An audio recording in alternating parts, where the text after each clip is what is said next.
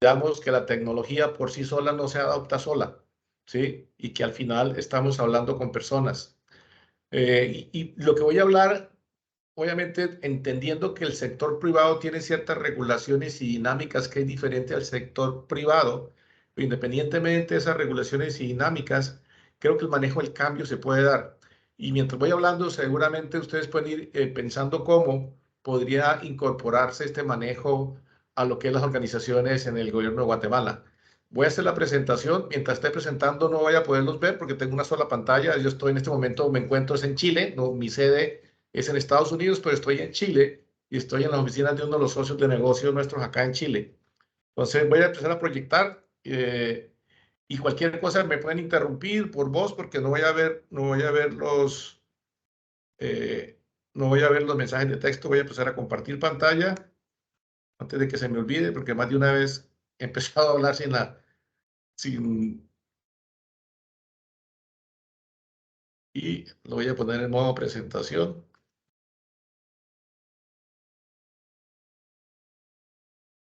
Simplemente por voz me confirman, Ana, si están viendo la presentación. Sí, estamos viendo, Pedro. Ok, bueno, gracias. Nuevamente, mi nombre es Pedro Uribe. Yo tengo un cargo para Américas dentro de Microsoft, desarrollo de mercados globales y pertenezco al grupo global del sector público de Microsoft. O sea, mi experiencia ha sido principalmente en los últimos 10 años trabajando con gobiernos en Latinoamérica, desde todos los aspectos, sobre todo orientados a lo que es la adopción de tecnología en los gobiernos con enfoque centrado en el ciudadano. Porque al final es lo que estamos buscando. Nosotros creo que como sector público nos merecemos al ciudadano. Y yo como ciudadano espero, y yo soy ciudadano, obviamente ustedes también, que el sector público responda a mis necesidades de tal manera como yo muchas veces lo puedo hacer en el sector privado. Y algo que se está pasando hoy en día y por qué es el reto de la parte de una cultura para una era digital es por la velocidad del cambio. Si vemos cuando estamos en la era de los productos, los cambios tomaban años, tomaban 20, 25 años. Si ven abajo es el cambio de la foto, es el cambio entre el caballo y el auto. O sea, mientras la misma foto que es en Nueva York muestra una economía movida por caballos, a los 20 años no hay un solo caballo y solamente hay autos. Imagínense el impacto que tuvo en los empleos, en la regulación de la ciudad, en los que manejaban carrozas se volvieron conductores, lo que hacían posiblemente herreras se volvieron mecánicos. Pero cuando nos movemos a la era digital, ya los cambios no son de 20 o 10 años, son entre 3 y 8. Y abajo, si miran, es las posesiones de dos papas. No me acuerdo los nombres, creo que el Papa Benedicto y el anterior. En menos de 8 años apareció los celulares y transformaron radicalmente. Y algo importante es que siempre pensemos que cuando nosotros creamos las herramientas y la tecnología le damos forma, luego la herramienta y la tecnología nos forma a nosotros como seres humanos. Un ejemplo, los móviles, los celulares, nosotros lo creamos. Y piensen cómo ha sido el impacto en la vida de cada uno de ustedes del celular, cómo ha moldeado nuevamente la sociedad. Y obviamente hoy en día ya estamos en la era disruptiva. La tecnología se desarrolla tan rápidamente que estamos hablando apenas de 1 a 2 a 3 años. Y vemos modelos de negocio disruptivos como todo el mundo habla de Uber, Airbnb, estamos hablando de carros autónomos, estamos hablando de robots. O sea, el paso es acelerado y realmente a veces pensar más allá de 3 años se hace bastante retador. ¿Y por qué? Porque hoy en día estamos viviendo la mayor transformación tecnológica de la humanidad. Si miramos desde la máquina de vapor, y perdonen por el inglés, hasta los computadores e Internet fueron años. En los últimos menos de 10 años hemos tenido la computación en la nube, inteligencia artificial, robótica, inteligencia artificial, genoma, blockchain, IoT, o sea, 5G. O sea, el desarrollo es súper acelerado. Y eso pone un reto en todas las instituciones, tanto públicas como privadas. Uno, realmente, ¿qué sentido tiene? ¿Qué tecnología debo absorber? Y cómo preparar a mi institución y a las personas, a los funcionarios públicos, para que realmente se adopten y tengan ese beneficio. Porque uno de los impactos es que también el ambiente de trabajo cambió más rápido que nunca. Si venía cambiando por la tecnología, con la aceleración por la pandemia, ya aprendimos y en los gobiernos, que en algunos gobiernos nunca se había pensado trabajar remoto, tuvieron que aprender a trabajar remoto. Y también en ese momento en que se fue a trabajar remoto, varios gobiernos se dieron cuenta que realmente lo que habían hecho era lo que yo llamaba un maquillaje digital. ¿Por qué? Porque tengo ejemplos en gobiernos de Latinoamérica que cuando tuvieron que irse a trabajar remoto, aunque tenían la tecnología, los procesos y las regulaciones no permitían trabajar remoto. Todavía el papel físico con un sello era fundamental. El caso de un presidente que para poder emitir un decreto, para poder entregar beneficios, tuvo que ir al notario a la casa, tomar la huella, tomar la firma y poner el sello. Entonces, ahí nos dimos cuenta que no solamente es adoptar tecnología, sino que también tenemos que transformar los procesos como tal. Y es ahí donde los puestos de trabajo cambiaron. Nos dimos cuenta que era factible que así como en el sector privado ya existía el teletrabajo, en el sector público también era factible. Y es cierto que ciertas posiciones que atienden al ciudadano de frente posiblemente no sean remotas o que tienen que estar físicamente en las calles arreglando, reparando o haciendo auditorías, no se puede hacer remoto. Muchos de los puestos se podría hacer remoto y se podría continuar haciendo remoto. Eso tiene un impacto significativo no solamente en la calidad del trabajo, sino en la calidad de vida de las personas. Y también si miramos, en la medida que la gente menos se desplace, también descongestionamos las ciudades y las calles. Entonces hay un beneficio muy grande en ese trabajo. Algunos países, como en el caso de Colombia, incluso antes de la pandemia, ya tenían una reglamentación del teletrabajo. Y sobre todo que el teletrabajo en algunas reglamentaciones y otros países decía, si tú trabajas en la oficina, eres este tipo de empleado. Si trabajas fuera, este es otro tipo de empleado, como si el empleo solamente se ejecutara en las oficinas, en un punto específico de un país o una ciudad, y si yo estaba afuera, el empleo no tenía sentido. Y realmente no es así. Hoy en día aprendimos que el empleo es independientemente, el valor que yo como funcionario público le agrego a mi organización es independientemente del lugar donde yo esté trabajando. Ese es un cambio fundamental que deberíamos seguir motivando. Es un cambio que también puso en reto lo que es el cambio cultural.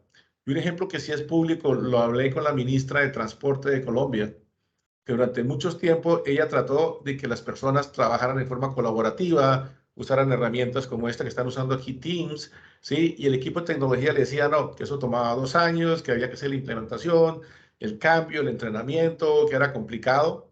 Cuando vino la pandemia me decía, en 2 semanas fueron capaces de hacer lo que me decía que no eran capaces de hacer. Entonces, ¿qué me dijo a mí? Que realmente tenemos que ser bastante críticos cuando tengamos tecnología, si realmente estamos transformándolo y si estamos haciendo el cambio que se requería en el tiempo que se requiere. Y lo otro que generó esto son nuevos empleos. O sea, es cierto que hay un reto en Latinoamérica, hay un reto y todo el mundo habla del desplazamiento, del trabajo, que me van a reemplazar el trabajo, me lo van a quitar el trabajo, posiblemente las máquinas. Es cierto, o sea, nosotros, un estudio que hizo McKinsey mostró que hoy en día, con la tecnología que ya existe, se podrían automatizar el 50% de los puestos de trabajo de la región. Y un estudio que hicimos hace 2 años como Microsoft sobre cuál sería el impacto de la inteligencia artificial, que es realmente la parte que más está transformando, ¿sí? ¿Cuál sería el impacto en el empleo en general, tanto público como privado en la región? Y contratamos una firma que nos hicieron un estudio país por país, casi todos los países. Y al final la conclusión, ¿cuál es? Que de las horas potenciales que se podía trabajar de 2010 al 2030, más de la mitad podría ser automatizadas, pero con, una, con un acelerador hacia nuevos puestos de trabajo. Se crearían nuevos puestos de trabajo de tal forma que el impacto no sería el 50%. Si se aprovechaba realmente la tecnología, el impacto podía estar entre el 5 y el 10% únicamente en términos de desplazamiento de empleo. Entonces, fíjate que la nueva tecnología está llevando, obviamente, a automatizar y está llevando a generar nuevos puestos de trabajo. Y es ahí donde tenemos que pensar, por ejemplo, hoy en día, ¿qué existe? El gerente de medios sociales, social media manager. Hace un par de años no existía, hoy es fundamental. El científico de datos, una de las profesiones que hoy en día están mejor reconocidas y no hay suficiente demanda, es el científico de datos. Hoy hay 6 millones de posiciones abiertas en Estados Unidos de ingenieros de computación en la nube y no se están generando a cantidad de personas capacitadas para ese tipo de nuevos empleos. Y potencialmente en los siguientes 10 años, no sabemos cuáles van a ser los empleos. Hoy en día tenemos a nuestros hijos, niños, jóvenes en las universidades y en los colegios estudiando para unos puestos de trabajo que aún no sabemos cuáles son, potencialmente para unos problemas que resolver que tampoco sabemos cuáles son. Y es ahí donde está ese manejo del cambio acelerado que viene. Por eso, como Satya Nadella lo decía para nosotros, es que el camino hacia las nuevas tecnologías requiere una inversión paralela en el desarrollo de habilidades, del talento. Y siempre le digo a las organizaciones, tanto públicas como privadas, en la medida que está adoptando tecnología, que está transformando el negocio o los procesos, tiene que haber un plan para elevar el nivel de capacidades de los funcionarios. O sea, no tiene sentido hacer un proyecto de transformación, de cambio, de reforma, si en paralelo no hay un plan de cómo recapacitar o rehabilitar a los empleados para las nuevas posiciones que estamos trabajando. Y es ahí donde realmente vamos a ser cada día más una sociedad digital. Porque el otro gran cambio que muestran los estudios es que para el 2025, el 77% de los puestos de trabajo requieren habilidades digitales, lo cual no implica que todos tengamos que ser ingenieros de sistemas y científicos de datos. Simplemente yo como usuario debo tener la capacidad de manejar tecnología, una habilidad digital, porque todos los puestos de trabajo, y ustedes lo diciendo entre el sector público, hoy en día toco un computador, toco una tablet, toco un sensor, o sea, estoy tocando la tecnología de información. Pues la pregunta es, ¿cuáles son esas habilidades para el futuro? El futuro estamos hablando de menos de 3 años. Esta es, de acuerdo al Foro Económico Mundial, estas son las habilidades que deberían ser claves para el 2025. Y dejo un tiempo que la lean, pero si miran, no hay ninguna habilidad que diga tecnología. Son más capacidades y competencias. ¿Por qué? Porque estas son las que me van a dar la flexibilidad como persona de poder adoptar un nuevo puesto de trabajo que hoy no sé cuál es. Entonces, pensamiento analítico, innovación, resolución de problemas, creatividad, originalidad, uso de tecnologías. Son las competencias que nos van a diferenciar de un robot. Cuando yo hablo de robot, hablo de software o hablo de un robot físico, sino solamente los robots que aparecen en las películas de Hollywood.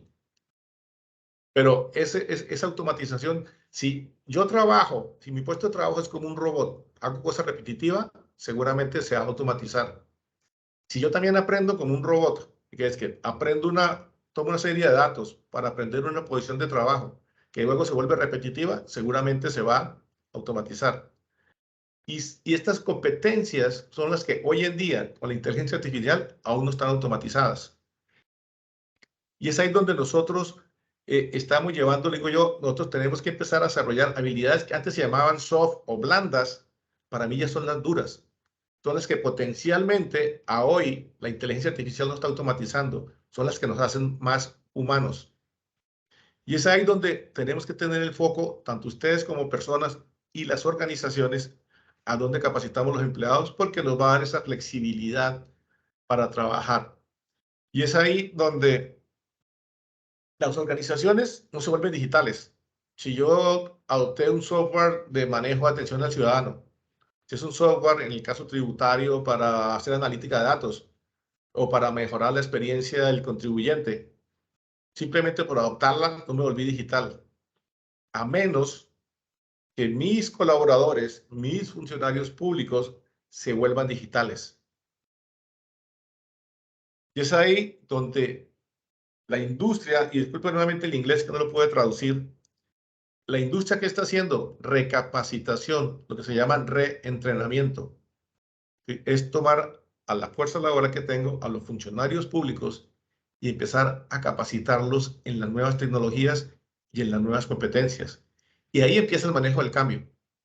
Normalmente el manejo del cambio, todo le tenemos temor al cambio como humanos. Salir del status quo, salir de la parte descansada que tengo hoy, asusta. Pero en la medida que me capacito y me entreno, siento más confianza ante un cambio, que simplemente tengo el temor de que algo me va a reemplazar como persona. Entonces están invirtiendo en la parte de reentrenamiento. También algo importante es que empiezan a rotar los funcionarios por diferentes posiciones, porque son nuevas habilidades. Empiezan a colaborar con instituciones públicas y la universidad. Por eso es clave que en todos los países de Latinoamérica existe una entidad que se encarga de capacitar a los funcionarios públicos pero esas entidades tienen que empezar a incorporar estas competencias que ya no son blandas, sino duras, y también competencias en tecnología e información, porque eso es fundamental. Y algo importante es cómo se atrae a talento externo. Y es un reto para los organismos públicos.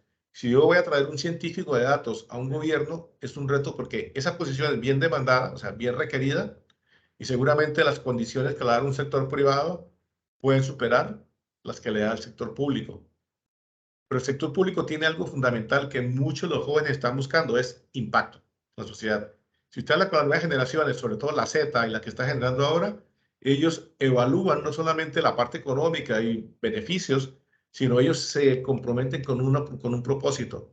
Buscan un propósito, buscan un impacto, buscan una cultura. Es ahí donde realmente, y por eso me gusta a mí trabajar con el sector público, porque veo el impacto que se tiene en el ciudadano. Y eso es un atractivo para estas nuevas generaciones que ustedes como sector público tienen que valorar y explotar y mostrarle el impacto que va a tener en la vida de las personas. Y es ahí donde esa rotación y atraer talento externo se puede dar. Y como la economía se está transformando digitalmente a un ritmo acelerado, nosotros hablamos de dos culturas, una cultura análoga y una cultura digital. O la cultura análoga tradicional es una cultura que yo trabajaba a la defensiva. O sea, un poco hacía los avestruces, guardaba la cabeza para que si la saco mucho me la cortan. Entonces juego a la defensiva. Mi cliente o ciudadanos eran distantes. O sea, yo no trabajo para el ciudadano, trabajo para mi jefe, o trabajo para que no me saquen de mi posición, o trabajo para cumplir una regulación que de pronto no sé qué tanto tiene impacto en el ciudadano. Y los datos era el espejo retrovisor. Yo tuve los datos para medir el pasado, pero sobre el pasado ya no puedo actuar. Y algo importante es que obviamente en esa cultura digital no nos gusta tomar riesgos, porque un riesgo, y sobre todo en el sector público, puede tener implicaciones legales, implicaciones fiscales, ¿sí? Implicaciones también de ley, criminales. Entonces, a veces preferimos no tomar riesgo por no correr, perdón la redundancia, un riesgo de llegar a alguna parte. Obviamente son silos. Y seguramente ustedes piensan cómo están divididos los hilos. En muchos países, incluso solamente para compartir información entre una agencia de gobierno y la otra, tienen que ser acuerdos interadministrativos. Y si lo piensan, en las mismas agencias del Estado, la información mía de Pedro Uribe seguramente está en la tributaria, está en la del empleo, está en los beneficios sociales totalmente separadas y potencialmente con información diferente y no la misma y no solo una visión. Ese es el problema de tener los hilos. Finalmente, la idea es que no, yo lo hago aquí en mi casa, yo no quiero contratar una solución porque mejor lo hacemos nosotros. El negocio del Estado no es desarrollar software, no es desarrollar soluciones. El negocio del Estado es dar beneficios, centrarse en el ciudadano. Para mí, ciudadanos son las empresas, las personas, ¿sí? Las asociaciones, etcétera. En una cultura digital tiene que ser más proactiva. Tenemos que actuar rápidamente y no esperar que pasen las cosas. Tenemos que centrarnos en el ciudadano. Realmente lo que estamos haciendo y la tecnología que estoy trayendo está centrada en el ciudadano. Y sobre todo tomar datos para hacer proyecciones y hacer análisis y toma de decisiones a futuro. Por eso también digo que lo que es la política pública debería ser basada en datos. Cuando yo tengo datos y estoy generando una política pública, una regulación, puedo saber cuál es el impacto real y qué impacto está teniendo. Y eso me da los elementos para decir por qué una política pública se debe dar y se debe ejecutar, porque los datos la soportan.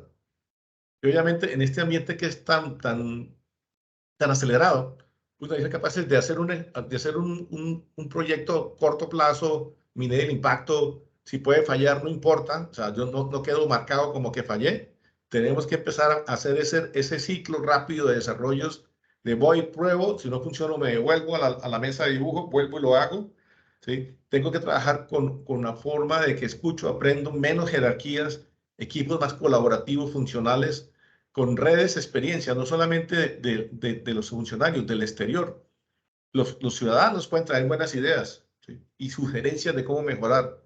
Y obviamente basado en esas necesidades es lo que es la cultura, lo que sería una cultura digital. Pero como ustedes bien lo saben, y esto fue una encuesta que hizo Harvard Business Review en el año pasado, 2021, obviamente los que entrevistaron ejecutivos decían que el 92% de los retos y impedimentos de las iniciativas tecnológicas eran los retos culturales, no la tecnología. Y bien lo dice Peter Drucker, que dice, la cultura se desayuna con estrategia. ¿Eso qué quiere decir? Yo puedo tener las mejores intenciones, la mejor regulación, la mejor política pública, los mejores elementos para generar, pero si no adapto la cultura, no va a funcionar, se va a morir. Y algunos dicen que la cultura es lo que hablan los funcionarios cuando no están los jefes. Esa cultura es fundamental crearla. Y una cultura que empieza por acá, y seguramente ustedes se van a identificar qué está debajo de la superficie, el famoso cuento del iceberg. ¿Sí? Y nosotros decimos, mire, en esta agencia así hacemos las cosas, pero cuando uno se sumerge, ¿qué dice la gente? Cuando viene un cambio, ¿no? Siempre lo hemos hecho así, ¿para qué vamos a cambiar? Así lo hemos hecho siempre y las cosas las hacemos aquí. No importa lo que digamos, nada va a cambiar. No ponga la barra muy alta, no quiero como esforzarme. No hierbas el océano, no trate de hacer el cambio. Aquí somos diferentes, eso no aplica. Puede ser la misma agencia de otro lado, pero no, aquí somos diferentes, eso no va a aplicar. No es mi problema. Y realmente esa es la forma como se hacen las cosas. Y esto es fundamental identificarlo porque ahí es donde está la resistencia al cambio. O sea, como le decía al principio, la resistencia al cambio es mental. O sea, todo ser humano tiene resistencia al cambio. Es falso decir que nadie la tiene. ¿Por qué? Porque sacarnos de un estado donde estamos cómodos a un estado donde está tan cómodo y va a haber ciertos riesgos, pues uno dice, muestre a ver. Y a veces, y quiero que me interpreten lo que voy a decir, lo que decimos en Colombia ese es el CBY, ¿cómo voy ahí? ¿Cómo voy yo ahí? Es ese cambio que me beneficia a mí como persona. Y es cierto, o sea, va a haber un cambio y yo como persona, ¿qué voy a obtener? Estoy hablando desde el punto de vista, voy a obtener mejor conocimiento, voy a tener una mejor calidad de vida, voy a tener una mejor posición donde agrego más valor, dejo de ser repetitivo. O sea, al final, ¿cómo ese cambio me toca a mí? Y eso es fundamental en un manejo del cambio, identificar los beneficios para los funcionarios de ese cambio. No solamente el beneficio para la organización, sino el beneficio a cada uno de los funcionarios en sus propios términos y en su propio trabajo y posición. Y este iceberg hay que identificarlo. Y esta es la curva de adopción de cambios, la curva que siempre, no importa qué organización sea pública o privada, siempre la vamos a vivir. Cuando hay un cambio en la organización, bien sea por una adopción de tecnología, un cambio de proceso o combinado todo, siempre están los innovadores, las personas que dicen, chévere, voy a hacer el cambio, listo, yo soy de los primeros. Eso apenas el 2.5% de la población de funcionarios. Dice, wow, yo quiero ser innovador. Y está echado para adelante, le gusta el cambio, le gusta innovar. Luego hay un grupo que son los que llaman en inglés early adopter o las personas a adoptar temprano. No son tan innovadoras, pero también sabe que chévere, yo quiero ensayar, me gusta. ¿Sí? Luego hay una curva grande que es la gran mayoría, el 34%. Pero luego empieza a caer y están las personas que dicen, no quiero probarlo. Demuéstreme por qué. O sea, la resistencia que está debajo del agua del iceberg. A mí no me gusta. Aquí, ¿por qué vamos a cambiar? O sea, si está funcionando, ¿para qué lo vamos a cambiar? Eso no funciona aquí. Ya lo hicimos y no va a funcionar. Esa curva que ustedes ven ahí hacia abajo de los rezagados, si suman 34, eso da un 10, un 50%. Entonces, para administrar esa curva, y tenemos que ser conscientes en una curva de cambio, en dónde está cada uno de los funcionarios, ¿sí? Para poder llegar al 75, al 85% de las personas que van a cambiar. Y esos innovadores y esos primeros adoptadores de tecnología son los que van a servir potencialmente como agentes de cambio. ¿Por qué? Porque hay agentes de cambio, porque el cambio no sucede solo. O sea, yo puse la tecnología y funcionó. No. El hecho de ponerla no garantiza que los empleados la van a utilizar. He visto varios proyectos que se mueren muy buenos intencionados, con buenas tecnologías, que simplemente no lo usaron, no capacitaron a la gente, no lo hicieron y se dejaron morir. Y obviamente para esos resultados esperados necesitamos tener un enfoque estructurado. El manejo del cambio es un proyecto también. Crear una cultura digital es un proyecto también que se tiene que administrar, que se tiene que hacer para nuevas tecnologías. Y obviamente este es un enfoque que pueden haber varios, a veces seguimos, ahí sigo yo, de cómo hacer un cambio de una cultura digital. Es un modelo de referencia. Obviamente lo primero es, ¿cuál es la visión de cambio que yo quiero? ¿Cuál es la cultura que yo quiero tener? Es una cultura centrada en el ciudadano, es una cultura de buena atención, es una cultura de ser eficiente. O sea, ¿cuál es la cultura que yo quiero tener? ¿Cuál es la visión y alcance de lo que quiero tener? Y luego tengo que devolverme y mirar cuál es la madurez digital de mi agencia o mi organización o mi dependencia. ¿Sí? ¿Qué facilitadores, qué bloqueadores hay? ¿Dónde estamos hoy?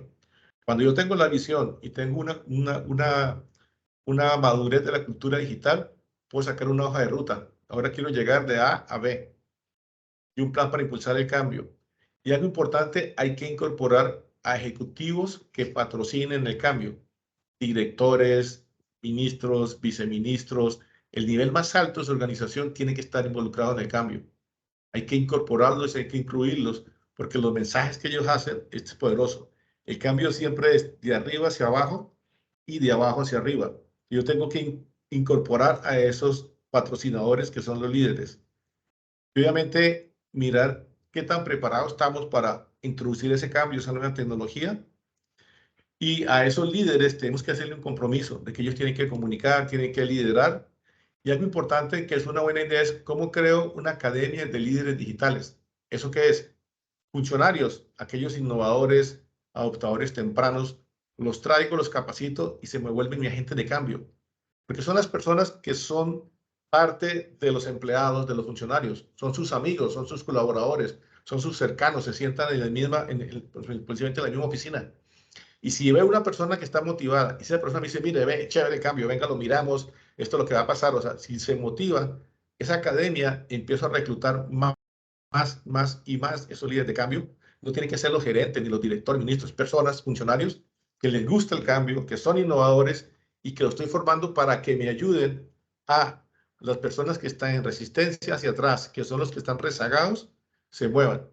Y eso lo que hace es reclutar esa habilitación. Sí, y hay un centro de excelencia de adopciones. Yo tengo que tener, si estoy adoptando una nueva tecnología, un centro donde la gente se pueda capacitar, quitarle los temores, enseñársela a manejar. Muchos de los grandes resistencias es un miedo a manejar una nueva tecnología porque de pronto me quedé desactualizado. Y curiosamente, donde a veces veo más resistencia, tanto en la parte privada como en el público, es en la gente de tecnología. Porque el cambio es tan grande en tecnología. Y si mi organismo tengo el típico data center con los sistemas legados, con los sistemas desarrollados en tecnología antigua, y alguien viene y le dice, ¿sabe qué? Es que ahora nos vamos a ir a la nube, vamos a adoptar la inteligencia artificial, la analítica avanzada. Y si la gente de tecnología no ha estado preparada, le va a temer y se va a oponer. Y le va a dar todos los argumentos de por qué no moverse a la nube, no moverse. ¿Por qué? Porque está perdiendo su seguridad. Y es entendible y no es criticable. Yo tengo que tomarlos, enseñarles, capacitarlos, que digan, oh, ok, ya veo el potencial y fuera de eso, con las nuevas tecnologías, tengo un mayor valor en el mercado, así lo tengo que ver. ¿Sí? Y lo capacito más. Algunos tienen temores de capacitar a la gente porque se va, posiblemente sí, pero como decía el dueño de Virgin, decía, yo tengo que capacitar a la gente de tal forma que se los quieran llevar, pero tengo que tratarlos también que no se quieran ir. Para mí es fundamental lo que le decía en el tema de capacitación. Y ya para un poco la parte genérica, y quiero contarles cómo nosotros, Microsoft, cambiamos. Son 10 cosas que aprendimos sobre la cultura en todo nuestro cambio de varios años. Primero, hay que ahorrar el pasado, pero no pegarnos al pasado. Y más bien definir el futuro, hacia dónde queremos ir. El pasado lo respetamos, lo honramos, aprendemos, pero no me tengo que quedar al pasado. Y segundo, tiene que ser del punto A al punto B, simple, estratégica, este es el camino, no dar diferentes vueltas. Y la cultura no se puede fingir. Cuando muchos de los clientes me dicen, mira, es que esta es mi cultura, estoy centrada en el ciudadano, pero voy a que me atiendan, y muchas veces no es el funcionario público, sino que llego entre una ventanilla que no debería estar yendo, porque debería ser todo digital. El funcionario no tiene las mínimas herramientas para saber qué es Pedro Uribe y me empieza a preguntar lo mismo. ¿Quién es? ¿Tu número de identificación? ¿Dónde viven? Y si paso a otra, me preguntan lo mismo. Entonces, esa cultura que dice, estoy centrada en el ciudadano, pero cuando tengo la experiencia, no la vivo, no la puedo fingir, no solamente diciéndola. Y obviamente hay un propósito, hay que tener un propósito. Nosotros al final, los seres humanos, no solamente las nuevas generaciones, los Z, se mueven por el propósito. Yo también. Parte de lo que me mueve estar en Microsoft es el propósito de la compañía, de habilitar a todas las personas y a todos los organismos a lograr más. Parte que me mueve a mí tener foco en el sector público, porque es el impacto que ustedes tienen en la vida de los ciudadanos, en la vida de los países, en el desarrollo económico y social. Ese propósito hay que llevarlo, sentirlo, vivirlo. Y obviamente hay que hacer cambios simbólicos, hay que empezar pequeñas ganancias, pequeños wins, y que sean simbólicos y de gran impacto, porque la gente empieza a ver, si yo tengo resistencia, digo, este ya vio y vive, ¿no? Oiga, yo como que lo voy a ensayar. ¿Sí? Y si lo ensayo, digo, ¿sabe qué? Me fue bien, y luego ya me vuelvo un adicto o un adepto a ese cambio. Y lo otro es el manejo del cambio. Sobre comunicar no existe, hay que comunicar, comunicar, comunicar y volver a comunicar. ¿Por qué? Porque es el temor que tengo como ser humano y entre más información tenga, más casos vea, más líderes de cambio esté viendo que son mis compañeros, me da más tranquilidad de poder adaptar una tecnología. Y obviamente aquí, como decimos en Colombia, todos tenemos que remar, todos tenemos que montarnos en el bote y remar para el mismo lado. No puedo tener personas que traten de remar en lados diferentes o frenar el bote porque no quiere ir a ese norte. Y obviamente hay que mantenernos humildes y mantener el rumbo. No sé si hay alguna pregunta, Ana, o algo que no estoy viendo realmente, o sigo. Puedes proseguir. Ok, ya voy a pasar rápido por el tiempo. Rápidamente, Todavía ¿cómo nos queda fue? tiempo. ¿Qué mandas? ¿Perdón? Todavía tenemos tiempo, Pedro. Ok. ¿Cómo fue la transformación de Microsoft entendiendo la diferencia entre una compañía americana, multinacional y un sector público? Entiendo las diferencias, pero los conceptos siguen siendo válidos. Lo que he hablado antes de esta presentación, este slide, son válidos tanto para el sector público y privado y son válidos porque nosotros lo vivimos y lo hicimos. Y básicamente nosotros, ¿por qué elegimos evolucionar? Obviamente nosotros también nos transformamos digitalmente. Nosotros que somos la compañía de tecnología que desarrolla nuevas plataformas, tuvimos que ir a una transformación digital interna también. Y tenemos el dilema del innovador. Cuando tú estás innovando, tu momento de innovación de ventaja competitiva es muy corto. Porque cuando innovas, los que van atrás también van a innovar. Y los siguientes tienen que innovar. Entonces necesitamos una organización bastante ágil y flexible que permitiera innovar constantemente y que la cultura al interior de Microsoft fuera innovación y permitir que los empleados puedan proponer proyectos, desarrollar proyectos, se puedan equivocar, puedan fallar varias veces sin necesidad de quedar marcados porque fallaron. Entonces, ese dilema innovador nos llevó también, sabe que tenemos que evolucionar, estamos quedándonos, estamos atrasados. ¿Sí?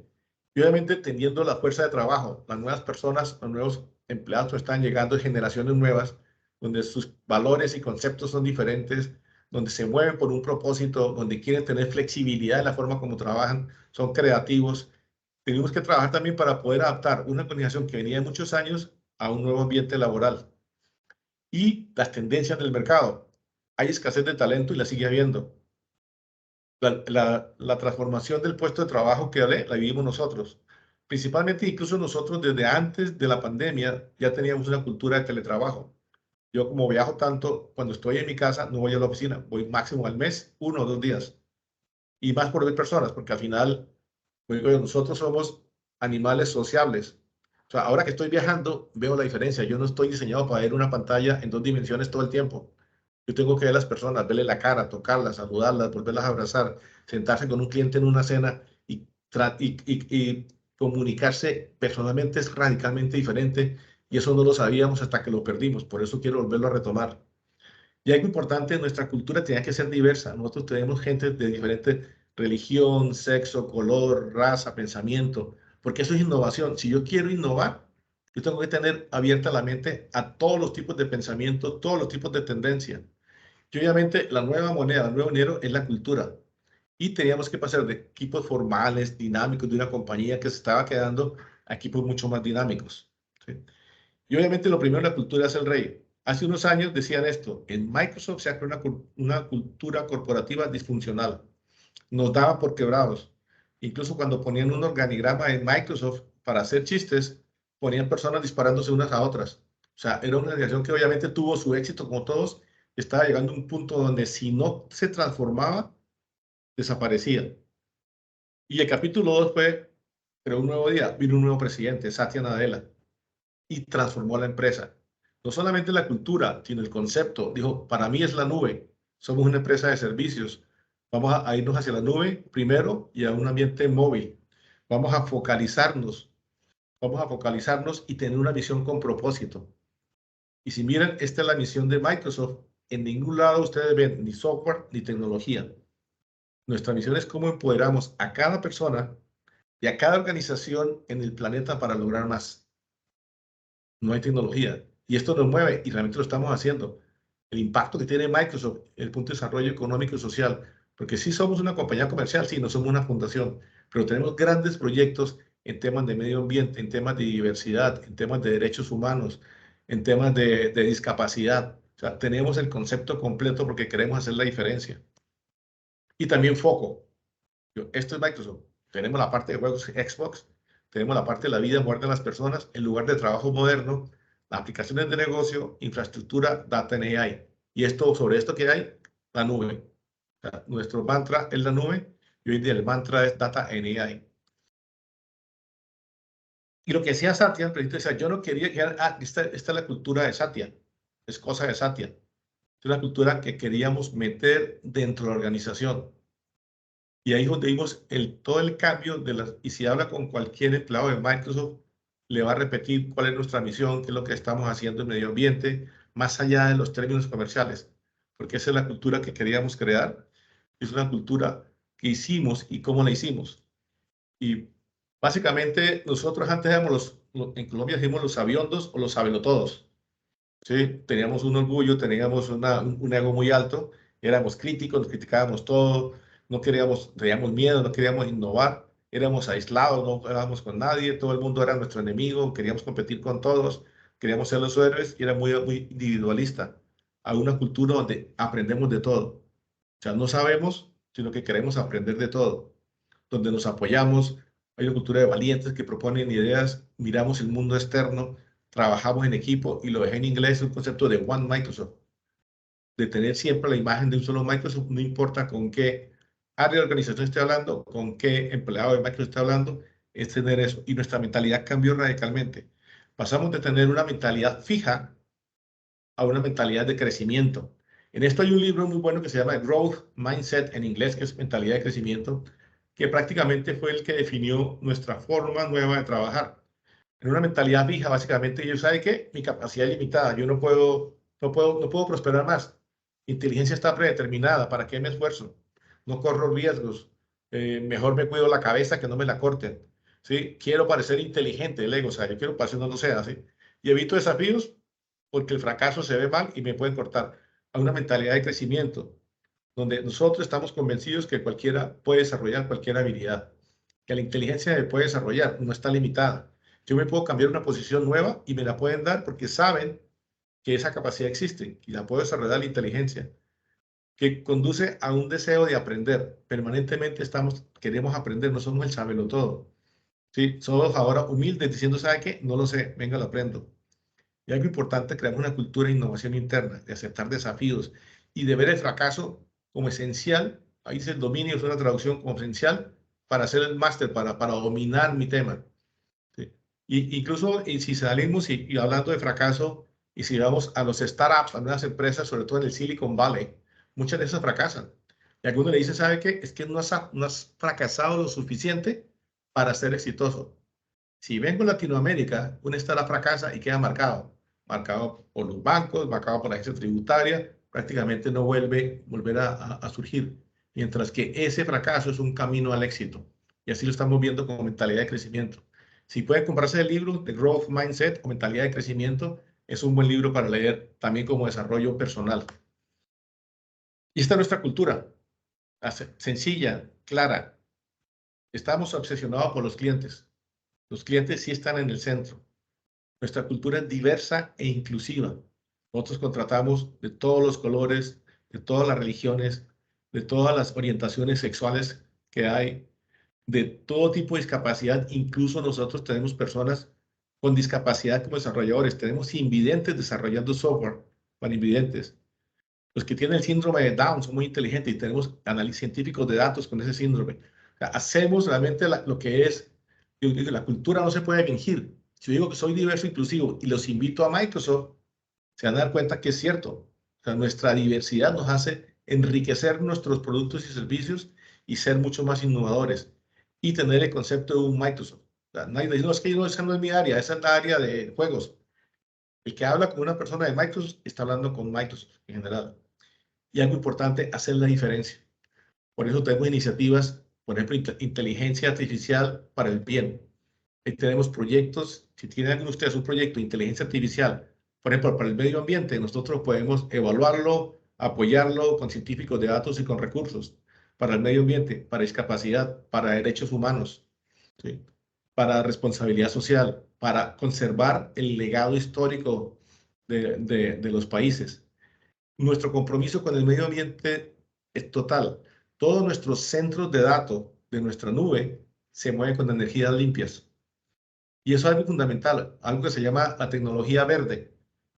Es cuánto nuestros centros de cómputo que tienen un día ustedes están produciendo, generando la huella de carbono, CO2.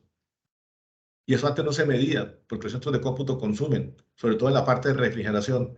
En la medida que una compañía usa nuestros centros de cómputo, un gobierno está contribuyendo a disminuir la huella de carbono, porque ese procesamiento de datos se hace en un centro que se mueve con energías renovables. Nuestro compromiso es ser negativos en carbono para el 2030, positivos en agua para el 2030, cero desperdicio para el 2030 y crear lo que llamamos el computador planetario. O sea, tanta información disponible para el mundo para que realmente veamos que el problema más grande y potencialmente la siguiente crisis, bueno, salimos de la pandemia, llegó un loco, dijo quiero una guerra, pero potencialmente la siguiente crisis va a ser el cambio climático. Y eso es algo fundamental. El mundo es así. Ya no vamos a tener estabilidad. Va a ser inestable, va a ser impredecible. O sea, tenemos que tener esa dinámica de podernos cambiar. Por eso hicimos la diferencia. Fijémonos que lo que hablé al principio realmente se refleja en nosotros. Y si miran todos los programas de Microsoft en el tema de responsabilidad social, están ahí, de inteligencia artificial. Tenemos un área de filantropía completa. Y siempre nosotros, los empleados, también aportamos tiempo, dinero para ciertas campañas que hacemos a nivel global. Y algo importante, como decía, así como decía que la metodología que les mostré era clave en los líderes, Satya obviamente fue el que introdujo el cambio y era la cabeza que mostraba el cambio tanto a nivel interno como a nivel externo. Y las comunicaciones fueron fundamentales para Satya, tanto al interior de la compañía como al exterior, transformar el cambio. Y fue simbólico. Antiguamente, antes de Satya, nuestro gran enemigo era open source, era Linux, ese era el coco. ¿Sí? El primer gran cambio que fue simbólico en una conferencia internacional apareció Satya con un aviso detrás que decía yo amo Linux y con un teléfono iPhone en la mano. Ese fue el mensaje poderoso que dijimos cambiamos. Porque hoy en día nuestra nube, Azure, es la nube preferida por open source y por Linux y por Red Hat. Hoy en día todos nuestros productos están en la plataforma de Apple. Somos uno de los mayores desarrolladores de Apple. Nos convertimos en una compañía de servicios. Nuestra nube, gente, soporta casi todas las tecnologías. Ese fue el gran cambio simbólico que él también hizo hacia afuera a través de simbolismos. Y este es como él se comunica. O sea, un líder, un ministro, un viceministro, un director, tiene que pensar cómo quiero comunicarse. Con su oficina, con sus líderes senior, él básicamente usa OneNote, Teams, lo estamos usando en email. Si se va al staff ejecutivo, que son 200, usa mucho Teams. Si se va a los empleados, que somos más de 100,000, Yammer es la herramienta que él usa. Y para el público, LinkedIn. Y permanentemente, cada mes, nosotros tenemos una sesión con el CEO donde nos comenta cuál es su pensamiento y nosotros podemos también poner nuestras preguntas en forma anticipada o en vivo. O sea, como yo decía, comunicar, comunicar y comunicar, y sobre todo un líder es fundamental. Y esto es, ya para terminar, cómo se activa una cultura. La cultura toma tiempo. Primero uno tiene que definir cuáles son los comportamientos que tiene esa cultura, que es una mentalidad de comportamiento diversa, y nosotros nos presentan diversa. Cómo no tener prejuicios. Todos tenemos prejuicios, incluso subconscientes, hacia cuando ves una persona en una silla de ruedas o cuando ves una persona de una orientación sexual diferente. Esos comportamientos nosotros los definimos cómo debemos pensar y hacemos entrenamientos para quitarnos esos sesgos, por ejemplo, subjetivos que no lo sabemos. Y un comportamiento me define la cultura. O sea, ¿cómo veo una cultura? ¿Cómo realmente mido una cultura? Con el comportamiento de los funcionarios. Es fundamental. Obviamente también usamos todos los sistemas, procesos, herramientas con ritmos para medir el cambio cultural y el manejo del cambio. Usamos datos, dónde estamos llegando, cómo estamos comunicando. Abrimos los canales para tener cualquier problema de comportamiento, decirlo. Las personas están abiertas también, incluso a decir, ¿sabe qué? Vi este comportamiento que no va con los valores de Microsoft. Usamos mucho simbolismo. El simbolismo que le dije yo de Sati atrás de yo amo Linux de un iPhone fue poderoso. También al interior usamos ese tipo de símbolos. ¿Sí? Y también premiamos a las personas no con dinero, sino con símbolos. Cuando alguien hace un cambio interesante, cuando es un ejemplo, cuando es un líder. Y algo importante es que también todos aprendimos a contar la historia de Microsoft. No importa con quién de ustedes esté hablando de Microsoft, él te puede contar la historia de la compañía. Líderes, gerentes, empleados, cuenta la historia de nuestra cultura en todos los eventos, en reuniones. Va a haber mucha gente que siempre repite nuestra misión, porque es la forma nosotros como contamos la historia, para realmente hacerlo real, crear un significado, cómo activar y cómo aprender e iterar. Y ya con esto cierro, quería terminar ahí para hacer preguntas y respuestas, que creo que es la parte realmente donde también se agrega mucho más valor. Y ya paso, dejo de compartir. Muchísimas gracias, Pedro. Qué gusto todo y qué interesante lo que nos estabas planteando. Ahorita estoy abriendo la de preguntas y respuestas. Aquí Sonia nos comenta. Ella tiene 61 años, ella es de la generación de análogos, pero emigró a lo digital en restituciones fotogramétrica y sigue el problema que tengo, que muchos de mi generación se quedaron atrás. Y cuando ingresó, todos son muy jóvenes, pero me encanta la tecnología. Más que nada es un comentario. No, perfecto. Qué buen comentario y qué buen ejemplo. O sea, ya la edad hoy en día no es una excusa. La edad la uso yo si quiero como excusa. Pero una de las principales habilidades que debemos tener hasta 5 minutos después de muerto es lo que decía Alvin Toffler. Tenemos que aprender, desaprender y volver a aprender.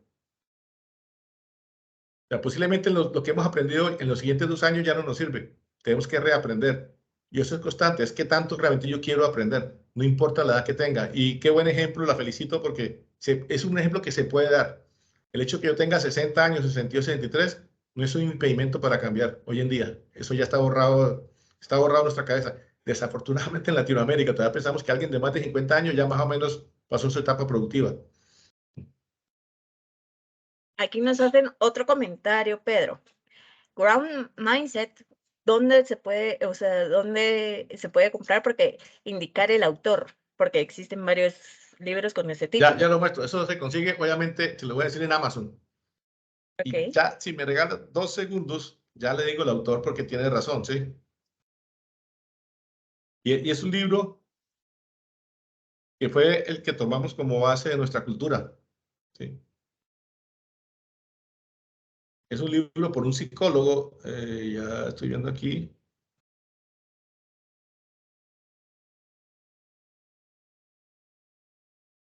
Le voy a escribir en el chat.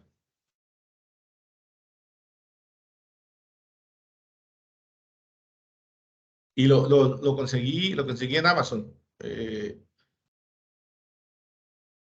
Y seguramente, no sé si en Guatemala Amazon entrega, pero lo pueden conseguir y debería estar en español.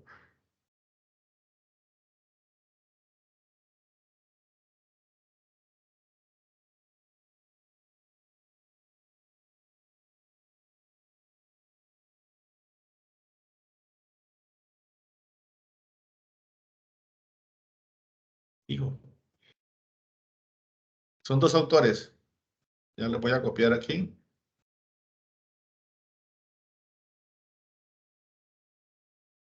Uno se llama Joshua Moore y el otro es Helen Glasgow. Y ya les copio esto en el chat.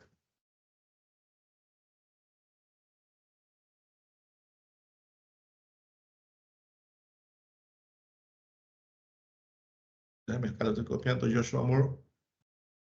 Con el primer autor, pero el primer autor lo encuentran. Se llama Grove Mindset. Joshua, lo estoy escribiendo. Moore. Ahí está.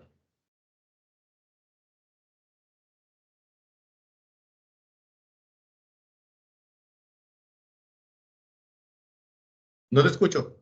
Estás en mute, Andrea. Perdón, ahora sí Tranquila. estaba bien. Eso nos pasa a todos. Aquí nos pregunta William, ¿qué recomendaciones primordiales considera importante para el cambio cultural en la transformación digital en las instituciones del Estado? Algo fundamental, independientemente del Estado, es el reentrenamiento de las personas. Si están introduciendo una nueva tecnología, hay que asegurarse del reentrenamiento, si es un nuevo cambio en procesos, porque fíjense que nosotros cometemos un error cuando entrenamos, cuando hay un cambio. Normalmente cuando estamos haciendo el cambio psicoso, el entrenamiento lo hacemos así, o sea, le damos en los primeros 2 meses todo el entrenamiento y luego se muere. Y nuestra curva de aprendizaje va así.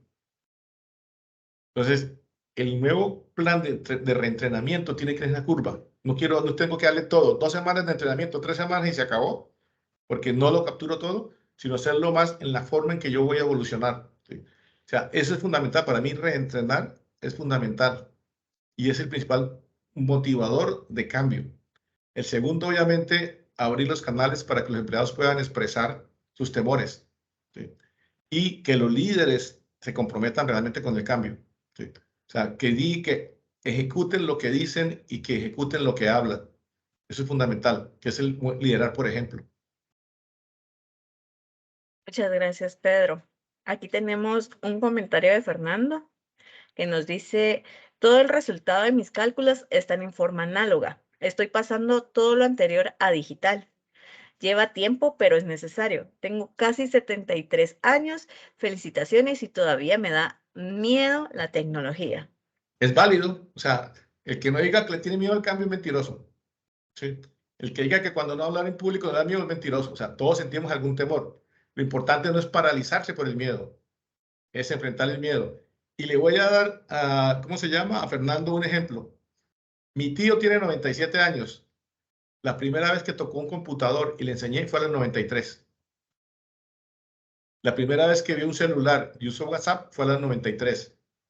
Hoy en día usa lo básico, pero ya manda mensajes por WhatsApp, manda música, manda las cosas de mayor valor que tengo en mi chat, porque manda cosas interesantes de cultura, de arte, no manda la basura de todo el mundo. Así que todo el mundo hace forward de lo que dice, que la mayoría son mentiras. Él solamente manda cosas que le gusta a él, que es su mundo. Y aprendió a los 93 años, ¿sí? Con un miedo a la tecnología de que no iba a aprender, pero lo aprendió a lo básico que él necesitaba. Por el momento, muchísimas gracias, Pedro. Aquí ya todas las preguntas fueron contestadas, pero tengo una pregunta que hacerte, ¿verdad? Como tú mencionaste lo de la generación Z, a tu criterio, ¿qué generación tú crees que ha sido la que más esté más renuente a este cambio? Yo no creo, o sea, al final, como digo, el ser humano, por principio, el cambio siempre nos da temor, ¿sí? Obviamente, en la medida que las generaciones nuevas son más orientadas a tomar riesgo. Nosotros fuimos criados con la parte segura, ¿sí? A tener seguridad, a no moverse, a tener un empleo por 50 años y simplemente jubilarse. Estas nuevas generaciones, empezando, ya los millennials, mucha gente habla de los millennials y el primer millennial tiene 40 años y el último tiene como 20 y pico, piénsalo de verdad, o sea, y si miramos los Z hoy en día están alrededor de los 26. Hace poco, la semana pasada, tuve una charla en Bolivia. Yo soy parte de la red speaker internacional de EXMA, no de Microsoft, hablando a los líderes sobre lo que era liderar desde el futuro. Y yo le decía a la siguiente generación, si queremos ver el futuro, miremos la generación que lo va a vivir. Son los niños menores de 10 años. Y usted va a tener o hijos o nietos. Esos hijos están naciendo en la era de los algoritmos. El mundo les responde. Porque un ejemplo que me decía, que me dio risa en Bolivia, el papá me decía, mire, mi hija de 8 años, obviamente le llamé la atención, se puso muy triste se fue al cuarto y le dijo, Alexa, música para llorar. Y Alexa le puso música para llorar. O sea, el mundo le responde a ellos, el mundo está orientado a que ellos están digitalizados y, ¿cómo se dice?, customizado, adaptado para ellos. ¿Sí? Entonces, esa generación va a ser radicalmente diferente. En 10 años va a estar en los organismos, en las regiones. Esa es la que realmente también va a tener un cambio fundamental porque el mundo nació y va a introducir grandes cambios por la forma como fueron creadas. Y también le decía, todos los que tienen 10 años, y ahí con eso termino, que quiero complementarles para ustedes como padres o abuelos, y yo les pregunto a ustedes, y responden ustedes solos, los que tienen niños de 10 años menores o nietos, cuando el niño molesta, ¿qué es lo primero que hacen en un restaurante o en la casa? Darle un celular o una Correcto. tableta. Eso es bueno porque empieza a acordarlo, pero es malo por la forma como lo manejen. Hay una autora, Alexandra Moore, que estudia sobre los padres y la era digital. Dice, hay 3 tipos de padres. Los padres que más o menos habilitan todo, no le dicen al niño, tenga, juegue, van a crear personas que no se van a poder, no se van a poder relacionar con la gente. Totalmente aislados digitales, porque le dejan la tecnología, pasa el teléfono, no hable.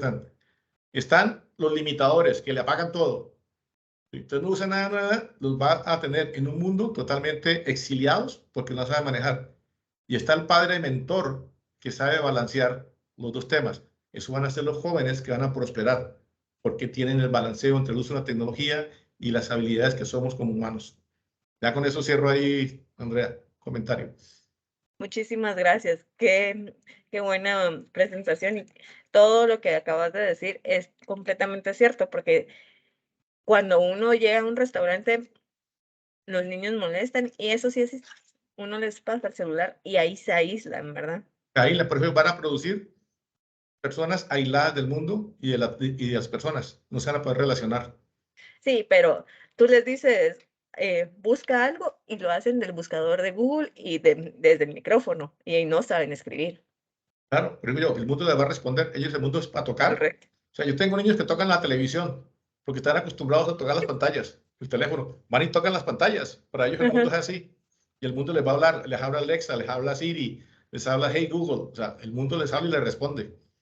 Sí, bueno, qué excelente, realmente bastante enriquecedor este webinar. Muchísimas gracias, Pedro, No, por con gusto y lo que necesiten, tu Andrea. Ya tienen exposición. mis datos. Mis datos es Sí, fácil, pedro.uribe@microsoft.com. gracias. Estoy también en Instagram como @pjuribe, de Pedro Julio Uribe, @pjuribe. Me encuentran en Instagram, ahí publico cosas sobre tecnología, avances, en LinkedIn también, como Pedro Uribe, Pedro J. Uribe. Sí, ahí me pueden encontrar. Muchísimas gracias, realmente agradezco tu tiempo. Yo sé que sos una persona muy ocupada y que el día de hoy hayas hecho este tiempo nos honra. Gracias a todos y esperamos nuevamente verlos la próxima semana. Ok, Andrea, gracias. Hasta Adiós. luego. Feliz semana. Bye. Feliz semana.